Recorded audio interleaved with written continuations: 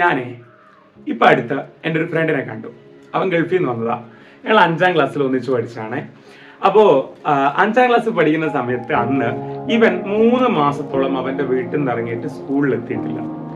അത് ടീച്ചേഴ്സ് എന്തായാലും അറിഞ്ഞിട്ടുണ്ടാകും, attendance short ആകുമ്പം. അത് വീട്ടിൽ അറിഞ്ഞിട്ടില്ല. ഇനി അല്ലെങ്കിൽ അങ്ങനെ അവൻ 3 മാസം വരാണ്ട് നിന്നിട്ടുണ്ട് സ്കൂളിൽ. അപ്പൊ ഞങ്ങൾ ഇങ്ങനെ ഓർമ്മകളായവർക്കുമ്പോൾ ഞാൻ അവനോട് ഇങ്ങനെ പറയാം, എടാ ഇന്നൊക്കെ 3 മാസം പോയിട്ട് ഒരു ദിവസം അങ്ങനെ പോകാണ്ടിരിക്കാൻ പറ്റുമോ വീട്ടുകാരെ പറ്റിച്ചിട്ട്? അതായത് പിന്നെ ഇപ്പോ ഒരു ദിവസം അന്ന് ആരൊക്കെയാണ് ലീവ് എന്നുള്ളത് വാട്സപ്പിൽ അയച്ചു കൊടുക്കില്ലേ വീട്ടില്? ഒരു ദിവസം ഉച്ചക്ക് മുങ്ങിയാൽ ഇന്നത് വാട്സപ്പിൽ വീട്ടിലെത്തും. ഇനി അല്ലെങ്കിൽ ഈ 3 മാസമൊക്കെ എങ്ങനെ നീ സ്കൂളിൽ വരാതെ ആരും അറിയാണ്ട് പിടിച്ചു നിന്നു? ഈ വീട്ടുകാർക്കൊന്നും നമ്മുടെ കാര്യത്തിൽ ഒരു ശ്രദ്ധയുണ്ടായിരുന്നില്ല അല്ലെ എന്ന് ഞാൻ അവനോട് ചോദിച്ചു.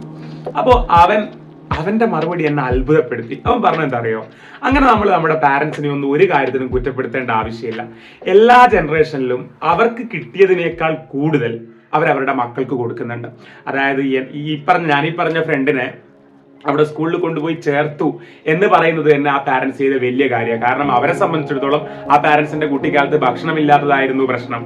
അപ്പൊ സ്കൂളിൽ ചേർത്തിട്ട് വേണ്ട സാധനങ്ങളൊക്കെ വാങ്ങിച്ചു കൊടുത്തില്ലേ, വലിയ കാര്യമാണ്. അപ്പൊ ഇവനിനി വലുതായി മക്കൾ ഉണ്ടാകുമ്പോഴത്തേക്ക് അവരുടെ വിദ്യാഭ്യാസ കാര്യങ്ങൾ കുറച്ച് കൂടുതൽ ശ്രദ്ധിക്കുമായിരിക്കും. അങ്ങനെ ഓരോ ജനറേഷൻ കഴിയുമ്പോഴും അടുത്ത ജനറേഷനിലേക്ക് കൂടുതൽ കാര്യങ്ങൾ കൈമാറ്റം ചെയ്യപ്പെട്ട് തന്നെ ചെയ്യുന്നുണ്ട്.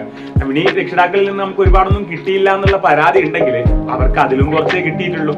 അവരുടെ മനസ്സിൽ അവർ ഹാപ്പിയാണ്, കിട്ടിയതിനേക്കാൾ കൂടുതൽ അവർ കൊടുത്തിട്ടുണ്ട്. ശരിയല്ലേ?